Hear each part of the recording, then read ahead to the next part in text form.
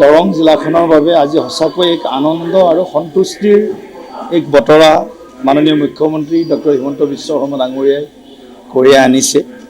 বহু প্ৰত্যাশিত মঙলদৈ চিকিৎসা মহাবিদ্যালয় আৰু চিকিৎসালয় প্ৰতিষ্ঠা কৰাৰ কাৰণে আমাৰ যি এটা দায়িত্ব আছিল যে এটাৰ কাৰণে আমাক 100 বিঘাৰ ওপৰ আমাক মাটি লাগে আৰু আমি আজি ৰাজহুৱা সভাত ৰাইজৰ মতামত লৈ আমি এটা স্থান ইতিমধ্যেই নিৰ্দিষ্ট কৰিছোঁ। প্ৰায় 146 বিঘা মাটি আমি সদ্যহতে এই মহাবিদ্যালয়ৰ কাৰণে আমি সংৰক্ষণ কৰিছোঁ আৰু এটা পৰিকল্পনা আমাৰ আছে যে মেডিকেল কলেজ হস্পিটালৰ লগত আমি ভৱিষ্যতৰ কাৰণে তাত এখন নাৰ্ছিং কলেজ আৰু এখন আমি পেৰামেডিকেল কলেজ ইয়াৰো আমি এটা কথা চিন্তা কৰিম। সেইকাৰণে অকণমান আমি মাটি 146 বিঘা মাটি আমি ইয়াৰ কাৰণে সংৰক্ষণ কৰিছোঁ। গতিকে ভৱিষ্যতৰ দিনত বা আগন্তুক যিমান প্ৰত্যাহ্বান আহিব মেডিকেল ছায়েন্স বা মেডিকেল হেল্থ ছেক্টৰত যাতে আমি সকলো পৰিস্থিতিক মোকাবিলা কৰিব পাৰোঁ। গতিকে সেইটো কাৰণে আজিৰ যিটো ৰাজহুৱা সভা এই সভাই একমত পোষণ কৰিছে আৰু দুই এটা কথা পৰামৰ্শ আকাৰেও দিছে, সেইখিনিও আমি আজি নোট কৰিছোঁ। এইখিনি বিষয়ৰ ওপৰতো ভৱিষ্যতৰ দিনত আমি আৰু আলোচনা কৰিম আৰু আগবাঢ়িম। দৰঙৰ যি আয়ুক্ত কাৰ্যালয় সেই আয়ুক্ত কাৰ্যালয়টো বৰ্তমানৰ যি আমাৰ পশ্চিম মঙলদৈৰ ব্লক অফিচ আছে এই ব্লক অফিচলৈকে আমি এই অঞ্চলত প্ৰায় 16 বিঘা মাটি 16 নহয় প্ৰায় 36 বিঘা মাটি 34 বিঘা মাটি আমি তাত DC অফিচ সংহত ইণ্টিগ্ৰেটেড DC অফিচ এই অফিচটো নিৰ্মাণ কৰাৰ কাৰণে আমি ইতিমধ্যে এটা প্ৰস্তাৱ মাটিখিনি প্ৰেৰণ কৰিছোঁ। ইয়াৰ লগে লগে আমাৰ যি চাৰ্কিট হাউচ আৱৰ্ত ভৱন সেই আৱৰ্ত ভৱনটোৰ কাৰণেও আমি 16 বিঘা মাটি প্ৰায় চাইছোঁ, কিন্তু তাত 16 বিঘা মাটি আমাক নালাগে। ৰাইজৰ এটা দাবী আছিলে যে খেলপথাৰ এখন বা খেলিবৰ কাৰণে অকণমান জেগা লাগে। সেই বিষয়টো পৰৱৰ্তী সময়ত আমি বিবেচনা কৰিব লাগিব। তাৰ লগে লগে আমাৰ জেইল মঙলদৈ জেইলখনকো আমি অন্য স্থানলৈ আমি স্থানান্তৰ কৰাৰ কথা ভাবিছোঁ। বৰ্তমানৰ যি চাৰ্কিট হাউচ এই চাৰ্কিট হাউচৰ সেই জেগাটো আমি এখন ভাল পাৰ্ক নিৰ্মাণ কৰাৰ কাৰণে প্ৰায় 4 বিঘাৰ ওপৰত তাত মাটি আছে বৰ্তমান চাৰ্কিট হাউচ। এই কথাটো আমি চিন্তা কৰিছোঁ। এটা কথা ৰাইজক ক'ব বিচাৰিছোঁ যে মঙলদৈ বা দৰংবাসী ৰাইজে কথাটো সন্তুষ্ট এই কথাটো মনত ৰাখক যে চিভিল হস্পিটেলখন যেতিয়ালৈকে মেডিকেল কলেজৰ OPD বা মেডিকেল কলেজৰ অন্যান্য মানে বিভাগসমূহ খোলা নাযায় তেতিয়ালৈকে চিভিলখন চিভিল হৈ থাকিব। গতিকে মেডিকেল কলেজখন আৰম্ভ কৰোঁতে চিভিলখন বন্ধ হৈ যাব এই ধৰণৰ কিছুমানৰ হয়তো চিন্তা থাকিব পাৰে। সেই চিন্তাটোক আমি দূৰ কৰিছোঁ। আমি আজি গোটেই দৰং জিলা প্ৰশাসনৰ ফালৰ পৰা বা আমাৰ বৰ্তমান ৰাজ্য চৰকাৰে যি দৰঙৰ উন্নয়নৰ কাৰণে যি আঁচনি গ্ৰহণ কৰিছে, এখন বহু প্ৰত্যাশিত এখন মেডিকেল কলেজ আৰু লগতে সংহত জিলা উপায়ুক্ত কাৰ্যালয়, এই গোটেইখিনিকে আমি একে আশাৰে আমি আদৰণি জনাইছোঁ। লগতে তাৰ লগতে জিলা সংহত আয়ুক্ত কাৰ্যালয়ৰ লগতে আৰু এটা প্ৰকল্প তেওঁলোকে হাতত লৈছে, সেইটো হৈছে আৱৰ্ত ভৱনৰ এটা প্ৰকল্প এটা হাতত লৈছে। এখন উন্নয়নশীল দেশৰ নাগৰিক হিচাপে বিশেষকৈ দৰং জিলা এখন পিছপৰা জিলা হিচাপে আমি দৰং জিলাখনৰ উন্নয়নৰ কাৰণে আমি 100% দৰঙৰ এজন সন্তান হিচাপে আমি 100% সমৰ্থন জনাওঁ।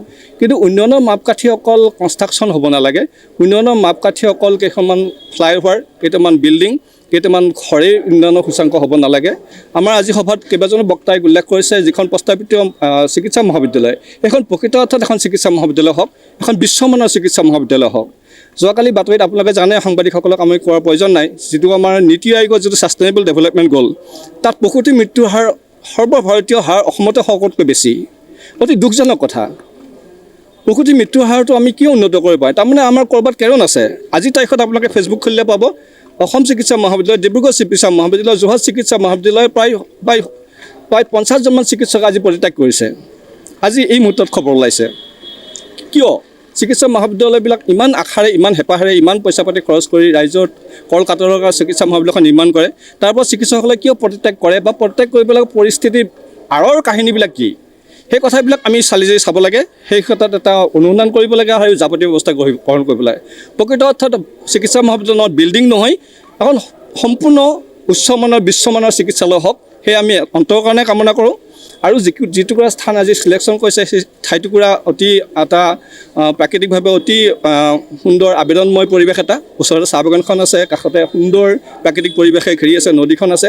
মই ভাবোঁ স্থান নিৰ্বাচনৰ ক্ষেত্ৰত ভুল হোৱা নাই, স্থান নিৰ্বাচনৰ ক্ষেত্ৰত আমি আদৰণি জনাইছোঁ। গতিকে আমি আশা কৰিম দৰঙীয়া ৰাইজ হিচাপে দৰঙৰ লগতে দৰংখন এখন অতি পিছপৰা জিলা আৰু গোটেই দেশৰ ভিতৰত 50খন অতি উন্নত জিলাৰ ভিতৰত দৰংখন অন্তৰ্ভুক্ত। আমি আশা কৰিম এনেকুৱা কিবা এটা পলিচি কৰিব পাৰি নেকি যে দৰঙৰ যিখিনি আমাৰ উঠি অহা যুৱক যুৱতী বা শিক্ষিত যুৱক যুৱতী তেওঁলোকৰ অগ্ৰাধিকাৰ ভিত্তিত মকৰলৰ কাৰণে কিবা এটা আঁচনি ল'ব পাৰি নেকি, সেইটো আমি আমাৰ সংশ্লিষ্ট কৰ্তৃপক্ষলৈ আমি এটা অনুৰোধ ৰাখিব বিচাৰিছোঁ। দৰঙত এখন অনুন্নত দেশ, সকলো ফালৰ পৰা এখন অনুন্নত ৰাজ্য এখন, জিলা এখন, শিক্ষাৰ ফালৰ পৰা অনুন্নত, এমপ্লয়মেণ্টৰ ক্ষেত্ৰত অনুন্নত আৰু বেছিখিনি মানুহে মানে আমাৰ কৃষি ভিত্তিক এখন জিলা। গতিকে ইয়াত আমাৰ প্ৰস্তাৱিত যি আমাৰ চিকিৎসা মহাবিদ্যালয় আছে এখন অতি উন্নতমানৰ চিকিৎসা মহাবিদ্যালয় হোৱাৰ লগতে আমি চৰকাৰলৈ এইটো অনুৰোধ জনাম যে তাত যাতে আমাৰ দৰঙৰ যুৱক যুৱতীসকলৰ কাৰণে অগ্ৰাধিকাৰ ভিত্তিত যোগ্যতা অনুসাৰে মকৰলৈ এটা পলিচি যে তেওঁলোকে ৰাখিব পাৰে। দৰং জিলাৰ সদৰ মঙলদৈত এখন চিকিৎসা মহাবিদ্যালয় আৰু চিকিৎসালয় প্ৰতিষ্ঠা হ'ব। এইটো আমাৰ দৰংবাসীৰ কাৰণে এক বৰ আনন্দৰ বিষয়। আমি অতি আশাৰে বাট চাই আছোঁ এইখন কিমান সোনকালে ইয়াত সম্পূৰ্ণ হৈ উঠে। এখন চিকিৎসা মহাবিদ্যালয় হোৱাৰ লগে লগে আমি গুৱাহাটীলৈ নগৈ আমাৰ যাৱতীয় চিকিৎসা আমি ইয়াতেই কৰিব পাৰিম। সকলো ধৰণৰ সা সুবিধাৰে আমি ইয়াতেই অতি কম খৰচতে বা বিনামূলীয়াকৈ আমি দৰঙৰ মঙলদৈতে আমি কৰিব পাৰিম। দৰঙত যিহেতু মঙলদৈৰ পৰা মাত্ৰ 1.5 কিলোমিটাৰ আঁতৰত চিকিৎসা মহাবিদ্যালয়ৰ চিকিৎসালয় প্ৰতিষ্ঠা হ'ব, গতিকে আমাৰ কোনো কাৰণতে কোনো ধৰণৰ অসুবিধা নহয়। আমি অসামৰিক চিকিৎসালয়ত আমি যিখিনি চিকিৎসা পাইছিলোঁ এখন চিকিৎসা মহাবিদ্যালয় তাতকৈ বহু বেছি ভাল পৰিমাণৰ আমি চিকিৎসা আমি পাম, বহু সা সুবিধা আমি পাম। সেয়েহে আমি এগৰাকী দৰংবাসী হিচাপে আমি আন্তৰিকতাৰে আদৰণি জনাইছোঁ।